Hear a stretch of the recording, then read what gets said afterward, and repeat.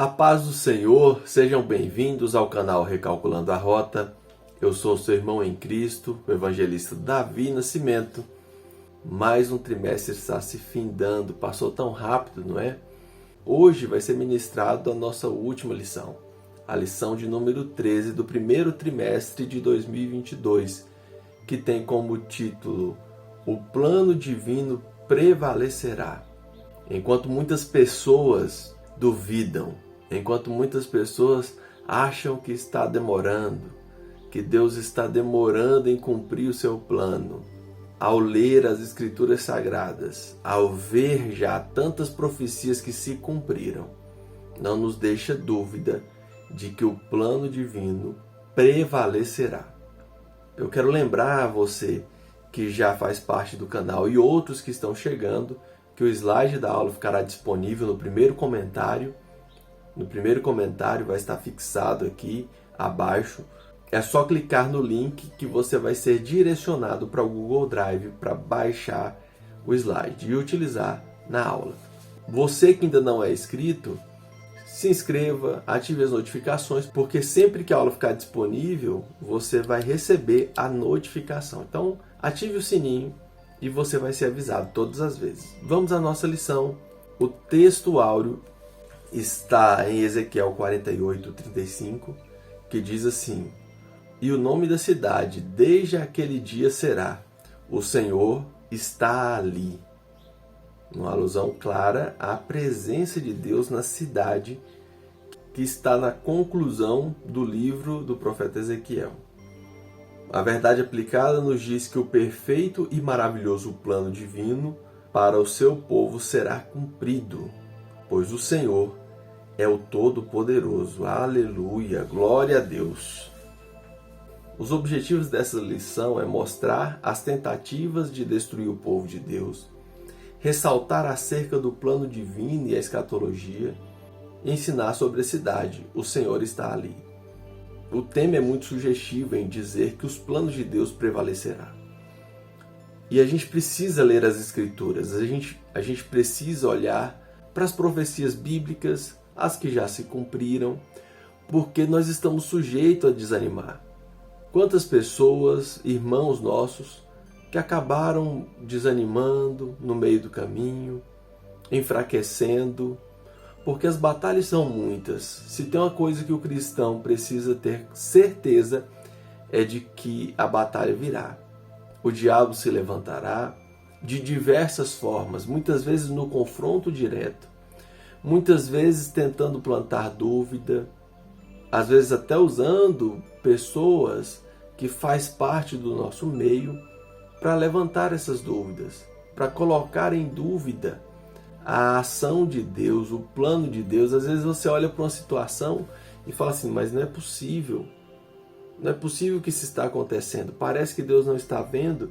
Inclusive, uma das situações que mais tem levantado questionamento é sobre o mal, sobre a situação do mal.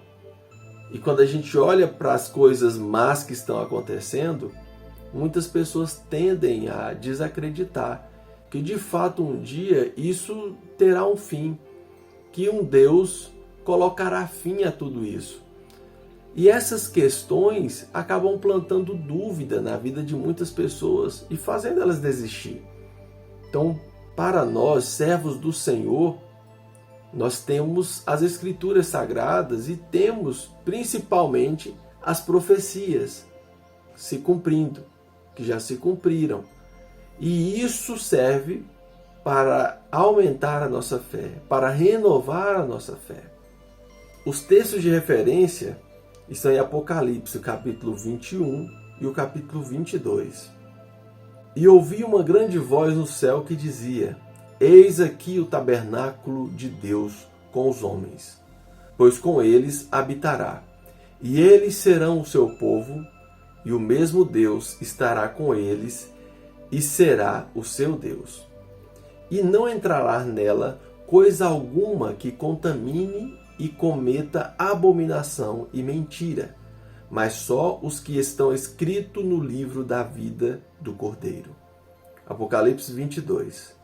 Bem-aventurados aqueles que lavam as suas vestiduras no sangue do Cordeiro, para que tenham direito à árvore da vida e possam entrar na cidade pelas portas. Na verdade, só vai entrar pela porta, viu, irmão? Não fique achando que é possível pular um muro, não. Nessa cidade só entra pelas portas.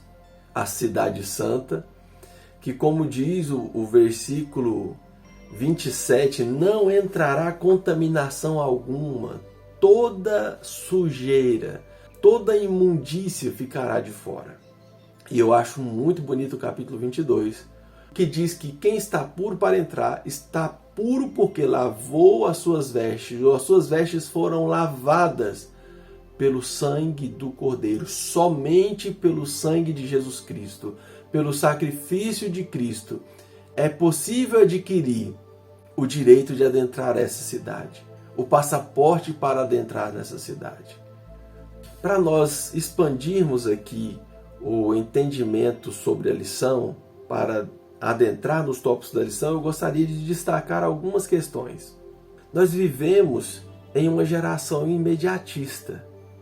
As pessoas estão preocupadas com a satisfação que elas vão alcançar agora, nesse exato momento, ou a satisfação que vão conseguir no final da noite, no dia de amanhã, no final do mês, a satisfação para o ano que vem, as metas que vão precisar ser alcançadas no ano que vem para elas serem felizes. Então as pessoas fazem expectativa de que se elas conseguirem um posto de trabalho X, elas vão ter um salário Y, e isso vai proporcionar uma vida de conforto, de satisfação. E é natural o ser humano fazer planos. Salomão disse que é natural do homem fazer planos. Mas só que o ser humano precisa entender que esses planos mais imediatos, eles só são concretizados de acordo com a vontade de Deus. Nós precisamos buscar a direção de Deus para fazer esses planos. Os nossos planos não podem estar fora da vontade de Deus.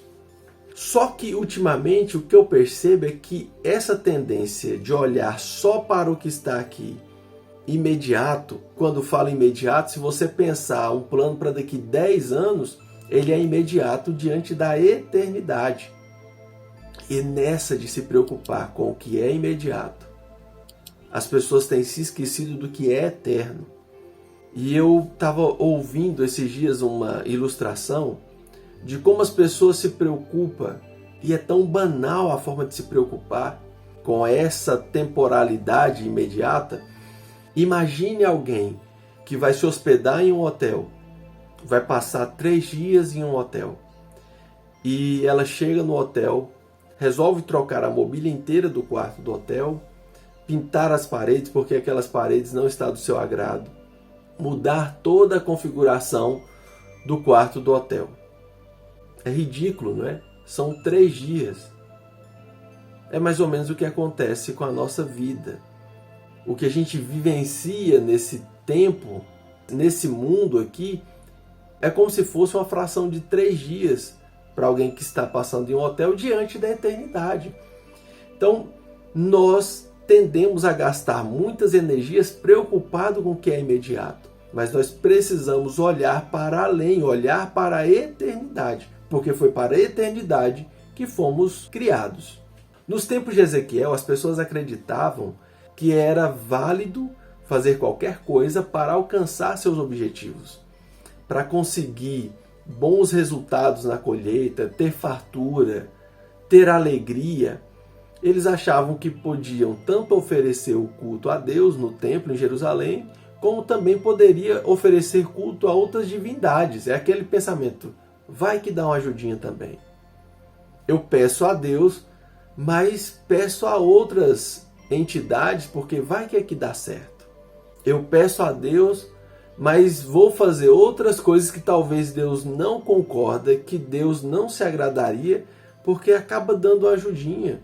E aí é onde durante a semana as pessoas fazem coisas que, se pensassem, se imaginassem que estão diante constantemente da presença de Deus, elas teriam vergonha de fazer. Eu me lembro de um vídeo que viralizou na época dos governos anteriores, né, aquela época lá de mensalão, essas coisas do tipo, o pessoal recebendo propina e depois fazendo oração para agradecer a Deus. Como agradecer a Deus diante de uma situação dessa? Uma situação que envergonha, que confronta o caráter de Deus. Mas as pessoas acham que pode fazer qualquer coisa para conseguir os seus resultados imediatos, para conseguir suas satisfações imediatas. E era o que esse pessoal aqui fazia. Eles iam oferecer culto a outras divindades que eles acreditavam que poderia trazer prosperidades a eles, satisfação a eles. Da mesma forma que muita gente hoje, durante a semana, faz qualquer coisa para alcançar seus resultados imediatos, seus objetivos imediatos. O ser humano sempre que busca fora da vontade de Deus e da presença de Deus, sofre consequências desastrosas. Todo o caminho que leva para distante de Deus são caminhos de morte, são caminhos de destruições. Por mais que a gente olhe em volta, olhe por perto no início do caminho, o caminho pareça ser atrativo, o final desse caminho é final de destruição, é um final desastroso.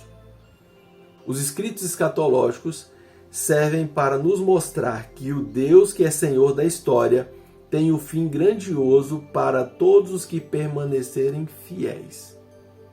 Então, quando a gente olha para os escritos escatológicos, olha para os textos que anunciam o futuro, a gente precisa lembrar de toda a promessa de Deus que já se cumpriu. Porque quando a gente olha dessa forma, a gente sabe que o Deus que já cumpriu parte das suas promessas cumprirá o restante das outras promessas. A promessa de que haverá uma nova cidade, novos céus e nova terra, que está registrado nos 2 capítulos que lemos aqui no nosso texto de referência.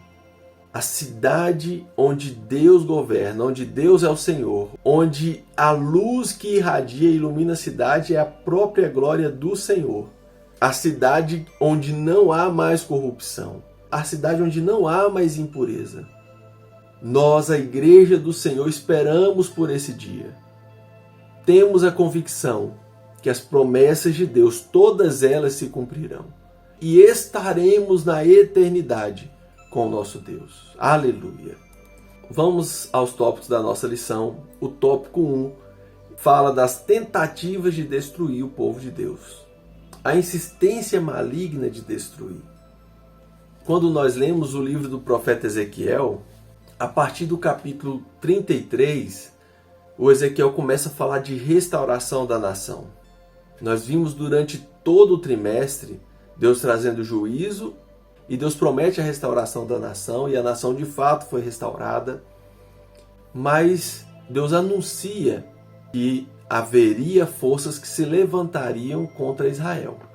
Mesmo depois de Deus restaurar a nação de Israel, forças malignas se levantariam, influenciadas pelo maligno, se levantariam contra a nação de Israel.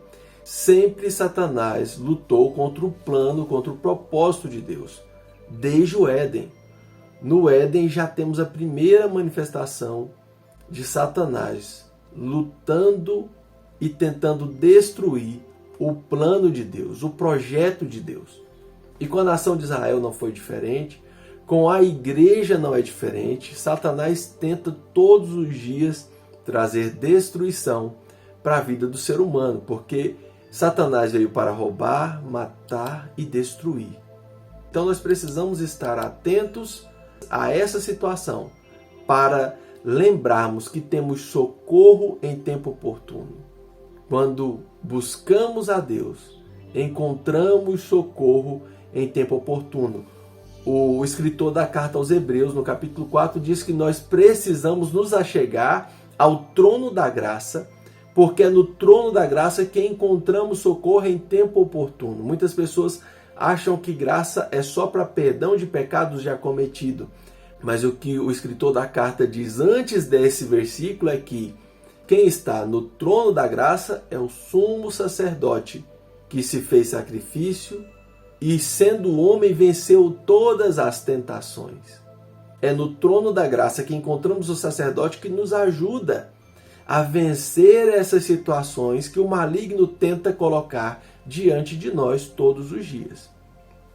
Esse maligno que até o último dia, até o último instante onde Deus dará um basta, ele continuará tentando roubar, matar e destruir. O povo de Deus deve perseverar confiante no Senhor, sabendo que as intenções malignas não prevalecem contra os planos de Deus, que sempre triunfarão. Os planos de Deus sempre prevalecerão. A Bíblia é clara em afirmar que ainda que o dragão e os seus anjos batalhem, tentando impedir o plano divino, contudo, não prevalecerão. Satanás até sabe qual que será o fim. Ele sabe qual que é o resultado do fim. Quando a gente olha para os filmes, para as histórias que muitas pessoas criam, imaginam os enredos que criam, elas imaginam que Satanás está tentando vencer a Deus. Ele já sabe qual é o resultado. O que ele promove? Qual que é a tentativa dele? É justamente criar essa intenção de que ele está tentando vencer. E ele consegue enganar muitos dessa forma. Mas o servo do Senhor, que conhece as Escrituras, que conhece a verdade de Deus, já sabe qual a condenação dele. É por isso que o crente precisa estar em constante contato com Deus, através da sua palavra, através da oração, sendo fortificado para não ser enganado por Satanás. Porque de diversas formas ele tenta tirar o homem do caminho de Deus, do plano, do propósito de Deus. Ele quer levar o máximo de pessoas para a sua condenação, para ir junto com ele à condenação que já está preparada para ele. A Bíblia nos diz que o inferno foi preparado para o diabo e seus anjos. Não foi preparado para o ser humano. O ser humano vai porque vira as costas para Deus, se esquece de Deus e dá ouvido para Satanás, que desde o princípio tenta corromper o plano de Deus. Subtópico 1.2. Dentro dessa profecia, o comentarista destaca 3 aspectos dela. Até porque se trata de uma profecia que não há um consenso geral ou um consenso muito grande, uma linha de consenso na sua interpretação, mas algumas das linhas que são mais consensuais, o comentarista destaca aqui na lição. A primeira é: a invasão se dará no fim dos anos, ou nos últimos dias, que se encaixa na última semana de Daniel, da profecia do profeta Daniel. O segundo aspecto é: os motivos da invasão visam a riqueza e quase certamente a estratégica posição geográfica de Israel. Israel, quando você olha no mapa, ela é a passagem ali entre a Europa e a África. Ela está num ponto ali que quase que divide Europa, Ásia e África. Quase sempre que Israel era tomada como território, era para que fosse usado como rota comercial, para passagem de mercadorias. Então esses reis dos tempos antigos e governantes do tempo atual, eles com a intenção, achando que estão utilizando de estratégias para o comércio, para riquezas, para adquirir riquezas, na verdade eles estão sendo influenciados pelo maligno para lutar contra o povo de Deus, contra Israel. E Deus mostra o que irá acontecer. Para o profeta, se trata de uma invasão já nos últimos dias. O comentarista até fala que a gente precisa tomar cuidado, essa visão de Ezequiel, com a invasão da batalha do Armagedon. Essa é uma situação que eu não tenho consenso com o comentarista, mas também é algo que, como ele mesmo diz, é algo muito extenso que é difícil de trabalhar aqui. Mas eu queria também observar a seguinte questão. Irmão, sempre que a gente olha para essas visões do futuro, que às vezes há uma divergência de interpretação, até porque se fosse para ser exatamente claro dia e hora, Deus poderia dizer dia e hora. Como seria o nome de pessoas exatamente, Deus saberia. Deus citou Ciro quase 200 anos antes dele nascer, através do profeta Isaías, dizendo que ele seria o seu pastor, alguém usado por ele para que Israel pudesse se reestabelecer, desse autorização a Israel para Israel se reestabelecer como nação. A esperança desse povo estava acabada. Quando a gente lê a visão do Vale de Ossos Secos, Ezequiel 37, Deus pergunta se aqueles ossos poderiam voltar a viver, e depois Deus fala que aquilo era a nação de Israel. Eles achavam que não tinha como voltar, e Deus já tinha dito lá atrás, há mais de 200 anos, há quase 200 anos na época da profecia de Ezequiel, que Ciro se levantaria. Quando o profeta Ezequiel está anunciando aqui, o Ciro ainda nem tinha nascido. Então, se Deus quisesse, ele poderia deixar claro dia, nomes. Esse não é o propósito da mensagem da profecia. A profecia é para dizer: fiquem tranquilos, Deus está no controle. Ele mostrará-se vitorioso diante dos nossos olhos. A profecia é para isso, para dizer que no final de todas as coisas, Satanás será preso, será lançado no lago de fogo, ele e o inferno será lançado no lago de fogo. E haverá uma nova realidade, que assim como o início do plano de Deus, os 2 primeiros capítulos da Bíblia fala de uma criação perfeita, sem a presença do pecado, sem contaminação. Da mesma forma, no final, as coisas voltarão a ser como eram no início. A cidade santa, os novos céus, nova terra, sem a presença de corrupção. Então, apesar das divergências e do tanto de interpretações que temos, nós não podemos perder o foco. Eu costumo dizer aqui com os irmãos da igreja que sempre que adentram em uma questão de escatologia e falam: Davi, o que você acha disso? Eu não acho nada.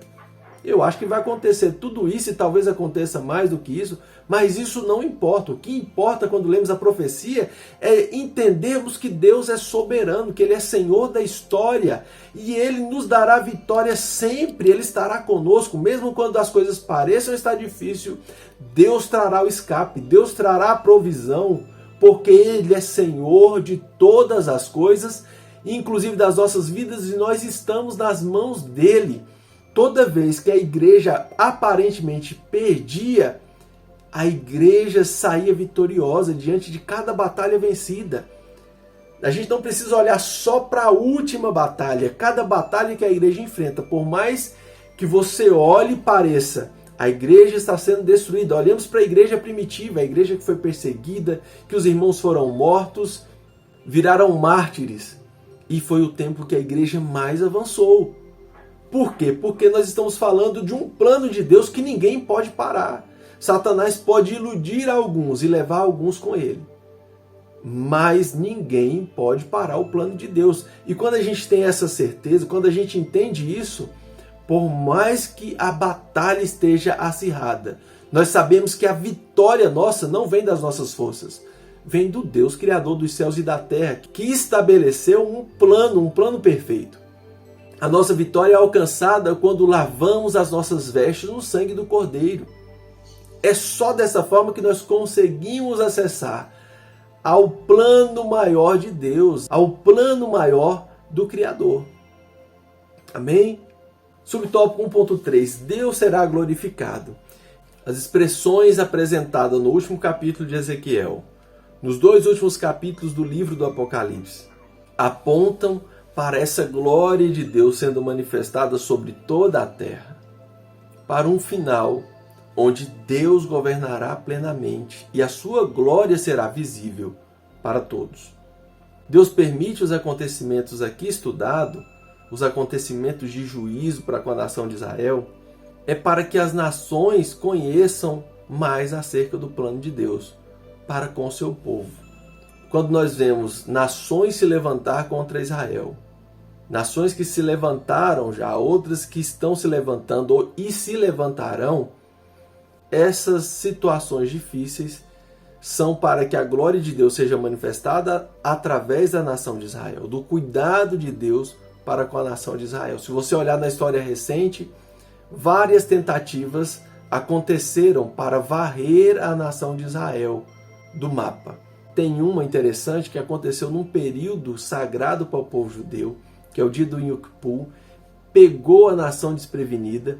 Eles estavam em uma solenidade religiosa e os vizinhos intencionalmente invadiram Israel naquele período.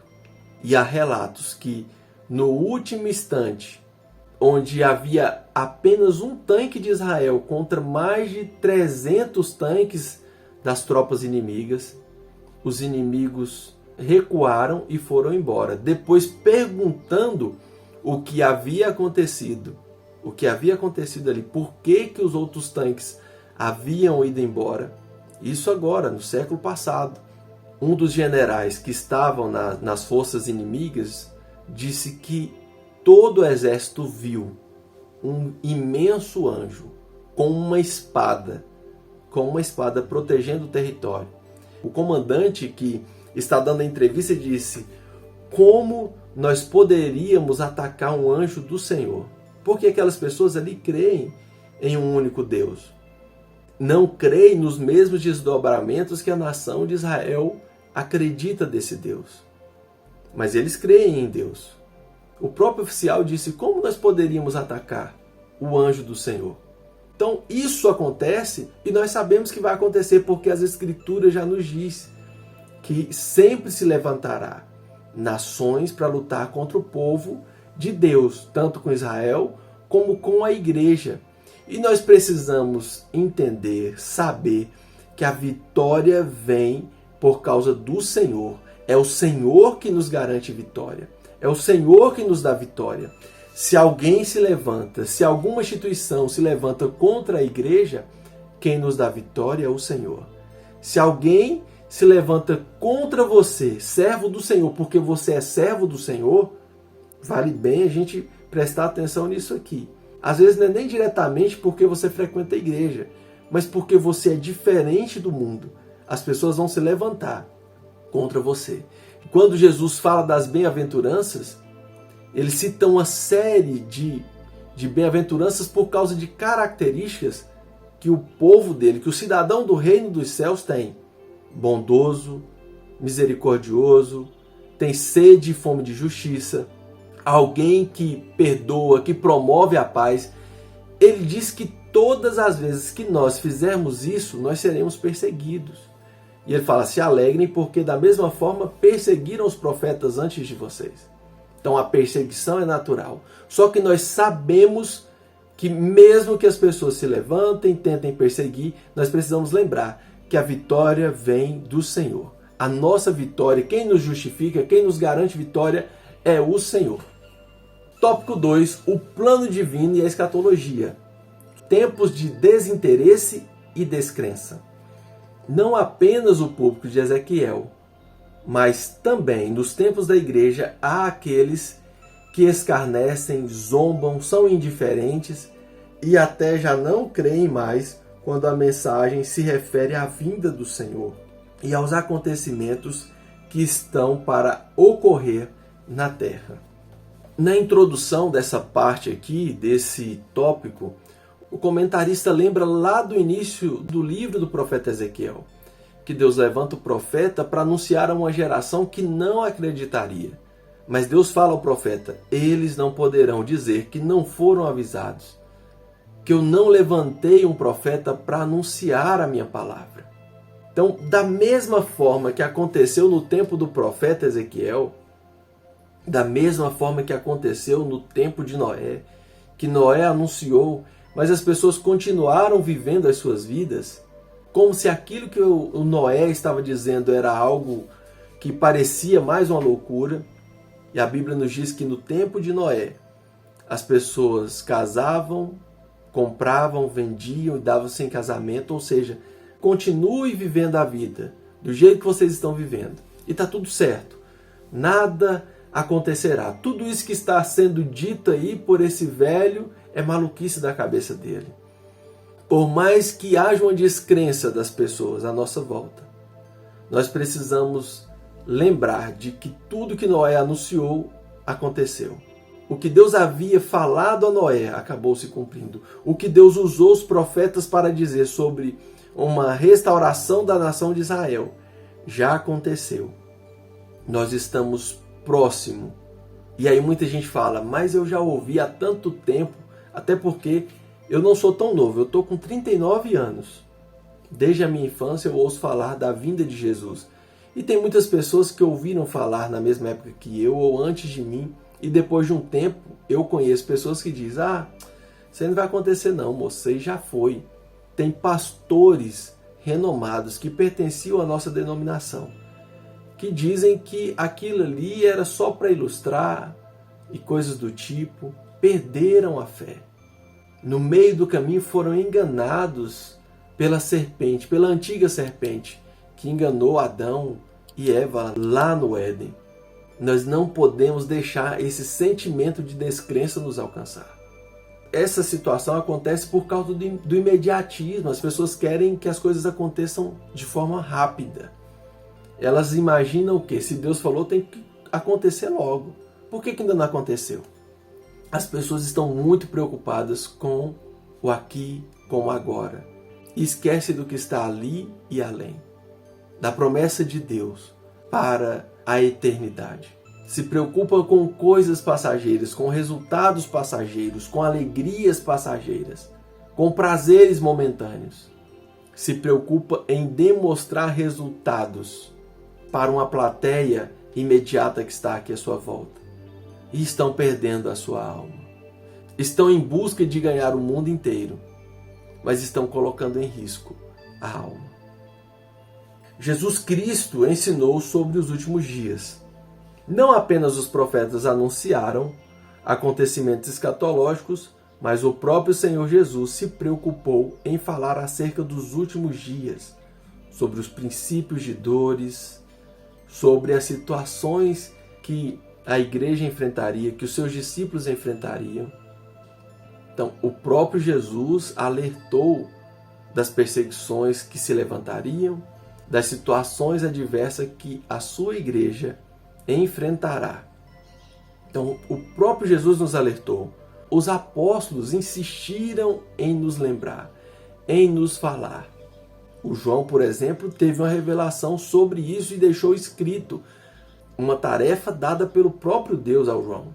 O apóstolo Paulo, diante da igreja de Tessalônica, uma igreja que ele teve que ficar pouco tempo com aquela igreja por causa da perseguição a ele, ficou apenas 3 meses na cidade. Depois surgem algumas dúvidas, muitos irmãos com dúvidas sobre isso, se Jesus realmente voltaria, se não voltaria, como seria essa volta, o que aconteceria com quem já morreu, mas algumas pessoas já morreram. E aí, como é que vai ficar essas pessoas que morreram? O apóstolo Paulo, para quem tem dúvidas sobre a vinda de Jesus, é só ler as 2 cartas de Paulo aos Tessalonicenses. São as maiores obras que temos exclusivamente sobre escatologia, sobre a vinda do Senhor Jesus, sobre essa etapa do futuro da escatologia que fala da vinda do Senhor, o dia do Senhor. A primeira bem-aventurança descrita no último livro da Bíblia, no Apocalipse, se refere a ler, ouvir e aguardar a mensagem, porque o tempo está próximo. Aqueles que ouvem, que guardam essa mensagem, a mensagem desta profecia, da profecia de um fim próximo, que o inimigo se levantará, que Satanás se levantará contra a igreja do Senhor, contra a nação de Israel. Mas também precisamos guardar a mensagem para sermos livrados do dia mau. A mensagem de que Deus é soberano e Ele dará vitória ao seu povo. O Deus que dá a revelação a João, dizendo que é preciso guardar a mensagem dessa profecia, lembrar dessa mensagem, é o mesmo Deus que dá a revelação a João. No final, é o mesmo Deus que no final da revelação diz que haverá um novo céu e nova terra, onde não terá contaminação nem pecado. Nada de impuro entrará nessa cidade. E todo aquele que teve as suas vestiduras lavadas no sangue do Cordeiro adentrarão pelas portas. Terá direito ao acesso a essa cidade, a cidade onde está a árvore da vida. Então nós precisamos ouvir o início da visão e acreditar que o Deus que deu essa visão é o Deus que cumprirá até o último instante da visão dada a João. Subtópico 2.3, a bem-aventurada esperança da igreja. O livro do profeta Ezequiel está repleto de mensagens de esperança aos cativos. Tais mensagens devem produzir em nós um despertamento, pois o Deus que revelou a Israel seus planos futuros também nos faz conhecer, por intermédio de Jesus Cristo, acerca do seu plano para a sua igreja. Então, da mesma forma que Deus apresentou um plano para a nação de Israel, para livrá-los do cativeiro, Deus elaborou um plano através de Jesus Cristo para nos livrar do cativeiro do pecado, das amarras do pecado. E esse plano se culmina com uma eternidade onde Deus é o Senhor completo da história, onde habitaremos na presença do Senhor, contemplando a sua glória plena por toda a eternidade. O apóstolo Paulo fala que nós devemos aguardar a bem-aventurada esperança. Essa esperança nós não podemos perder. Nós devemos lembrar delas constantemente. Muitas vezes nós oramos pedindo a Deus uma resposta para o dia, para a semana, para o mês, e esquecemos de apresentar a nossa vida por completo a Deus. Nós esquecemos de confiar em um Deus que não está comprometido só com o dia de hoje, com a semana, com o próximo mês, mas um Deus que está comprometido com toda a nossa eternidade. Com toda a nossa eternidade. Não percamos a bem-aventurada esperança. Tópico 3. O Senhor está ali. É o nome da cidade. É o nome que foi dado à cidade na visão do profeta Ezequiel. E é também a característica da cidade santa, da Nova Jerusalém. A presença gloriosa do Senhor é o que ilumina a cidade, é o que é visível na cidade. A cidade onde o trono de glória do Senhor é referência, está no meio da cidade. E aí o Ezequiel diz que o nome da cidade é o Senhor está ali. Ali está a presença do Senhor. A referência passará a ser a presença do Senhor. Nós sabemos que a presença de Deus se faz em toda a terra. Na visão de Isaías, os seres celestiais que estavam em volta do trono cantavam: Santo, Santo, Santo é o Senhor dos exércitos, e toda a terra está cheia da sua glória. Toda a terra está cheia da sua presença. Nós sabemos que Deus é onipresente, e isso fala de que Ele está presente em todos os lugares. É onde eu disse naquela situação da propina, que se pensássemos, lembrando de que Deus está presente em todos os lugares, nós teríamos vergonha de certas atitudes que tomamos. Atitudes mínimas que sejam. Uma pequena mentirinha para conseguir algo, para evitar algum constrangimento. Se lembrássemos constantemente que Deus está presente em todos os lugares, agiríamos de forma diferente. Tenho convicção de que Deus se faz presente em todos os lugares, inclusive nos lugares mais horríveis, lugares onde as pessoas estão cometendo pecados horríveis. Deus continua sendo onipresente. Deus não deixa de ser onipresente por causa de alguém que está cometendo um pecado, alguma abominação. E comete todo pecado, toda abominação é cometida diante da presença de Deus. Se o ser humano pensasse nisso, ele agiria de forma diferente. Só que nessa perspectiva de olhar para o futuro, a glória de Deus e a presença será visível constantemente. A sensibilidade que perdemos de contemplar o espiritual, o mundo espiritual, onde perceberíamos a presença de Deus em todos os lugares, será restaurada essa comunicação que foi quebrada. E nós contemplaremos a glória e a presença de Deus, como ela é, como ela já atua, como ela já enche toda a terra e toda a criação, todo o universo. Quem vencer, subtópico 3.1. Quem vencer herdará todas as coisas, é o que diz Apocalipse 21. São os vencedores, como mencionados no final da carta enviada às 7 igrejas. Ao vencedor. Sempre o texto do Apocalipse, no momento ali das cartas, nos primeiros capítulos, diz: ao que vencer, ao vencedor. Pensar a eternidade com Deus é para quem vencer. Vencer de que forma? Confiando, dependendo do Cordeiro de Deus, lavando as suas vestes no sangue do Cordeiro de Deus. Ao que vencer, não dá margens para as nossas forças. É tanto que a Laodiceia, a igreja de Laodiceia, é repreendida por confiar nas suas riquezas, na sua grandeza. E quando ela pensa que é grande e afortunada, é muito rica, a palavra do Senhor diz que ela está pobre, segue nu, e que o Senhor dela, o Cristo, está do lado de fora, batendo na porta, pedindo para entrar. Se alguém abrir a porta, ele entra. Mas se não, ele fica de fora. E ele estando de fora, essa igreja também estará de fora. Quem tem essa atitude estará de fora da grande consumação do plano, do propósito de Deus. Para o povo de Israel, vivenciando invasão e cativeiro, os vencedores são os que se arrependem e submetem à disciplina do Senhor. Tanto Ezequiel quanto Jeremias alerta ao povo para aceitarem aquele processo, porque Deus estava os disciplinando. Deus corrige e disciplina todo aquele que ele tem por filho. Sempre que optamos, como povo de Deus, distanciar do caminho de Deus, do propósito de Deus, Deus permite que passamos por provações para que nós possamos, como seu povo, voltar para o propósito estabelecido por ele. Foi assim com o povo de Israel, é assim que acontece com a igreja. Sempre que a igreja se corrompe, Deus permite que ela passe por situações adversas, levanta pessoas para que possa proferir palavra de Deus e a igreja possa retornar para o centro da vontade de Deus.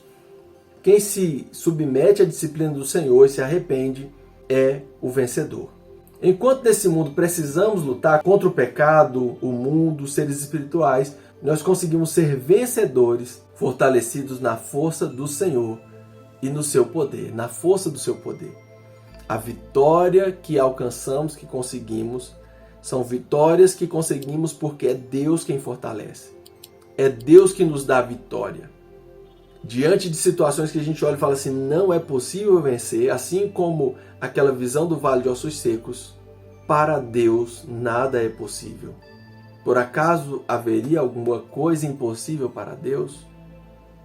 Então, lutar as batalhas que lutamos só é possível vencer quando temos a certeza que não é pela nossa força, não é pela força do nosso braço, mas é pela força do Senhor.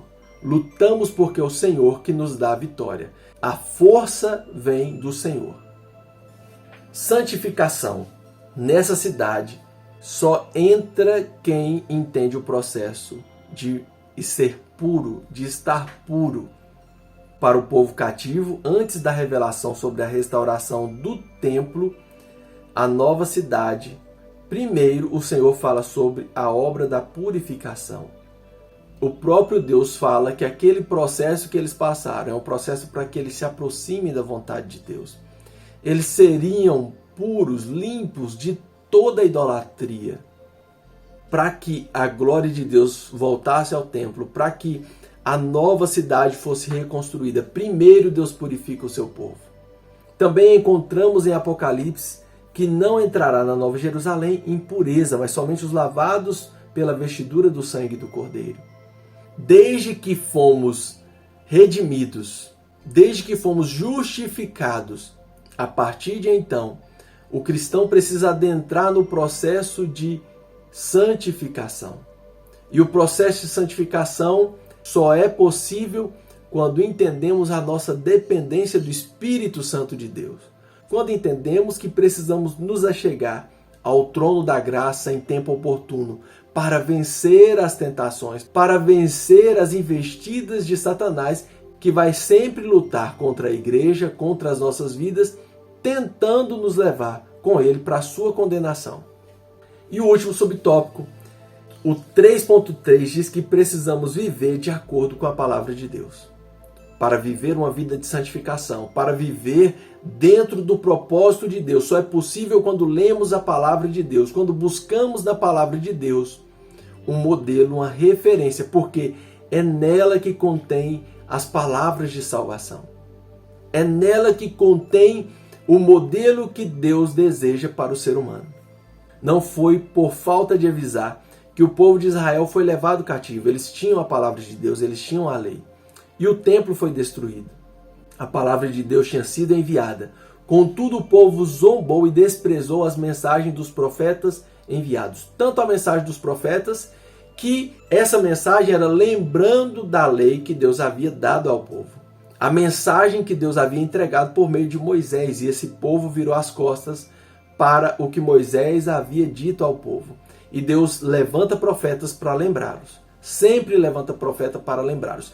Essa mensagem de hoje, essa lição de hoje é para nos lembrar que mesmo diante das distrações que Satanás coloca diante de nós, mesmo diante das dificuldades, porque às vezes a gente pensa só em dificuldades. Tem muita gente pensando assim, na dificuldade eu não vou negar Jesus.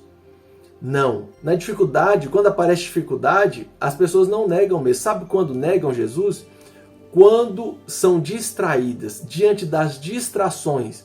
Esse povo negou a Deus, abandonou a Deus diante das distrações. Toda vez que vinha perseguição, que reis se levantavam contra eles, nações se levantavam contra Israel, eles lembravam de Deus. Então, na dificuldade, a gente lembra de Deus. Em outras épocas, a gente se distrai. O diabo usa tanto perseguição, se levanta contra, mas ele também usa distração. E o método mais efetivo para tirar as pessoas do plano, do propósito de Deus, da vontade de Deus, da direção de Deus, é a distração. Então, é na palavra que nós buscamos o modelo e mantemos firmes nesse modelo, no propósito de Deus, lembrando todas as vezes que apareceu uma distração, sabendo exatamente o que está acontecendo e pedindo graça a Deus, pedindo socorro em tempo oportuno diante do trono da graça. Para habitar a cidade, o Senhor está ali, a cidade da presença do Senhor, é preciso estar atento à palavra de Deus, guardá-la e viver de acordo com essa palavra, pois nela encontramos a revelação da vontade de Deus. Que eu e você possamos olhar para as Escrituras, tendo a esperança reavivada a cada dia, sabendo que o propósito de Deus se cumprirá e que esse mesmo Senhor está nos dando escape todos os dias. É Ele que nos fortalece constantemente todos os dias. Só alcançaremos esse grande dia na presença dEle, sabendo também da nossa dependência dEle nos dias de hoje. Só será dependente dEle nos últimos dias quem é dependente já nos dias de hoje. Só desfrutará da presença de Deus eternamente quem vive na presença dEle, sabendo que estamos diante da presença dEle todos os dias. Então, que eu e você possamos ser fortalecidos em Deus. E para isso precisamos estar em constante contato com a sua palavra, com as suas Escrituras, porque nela encontramos o caminho de Deus, a vontade de Deus. Que Deus te abençoe e te dê uma excelente semana. E não perca a esperança, não desanime. E as pessoas que estão à sua volta precisam ouvir a palavra de Deus, precisam ter a sua esperança reavivadas. Um abraço e fiquem na paz.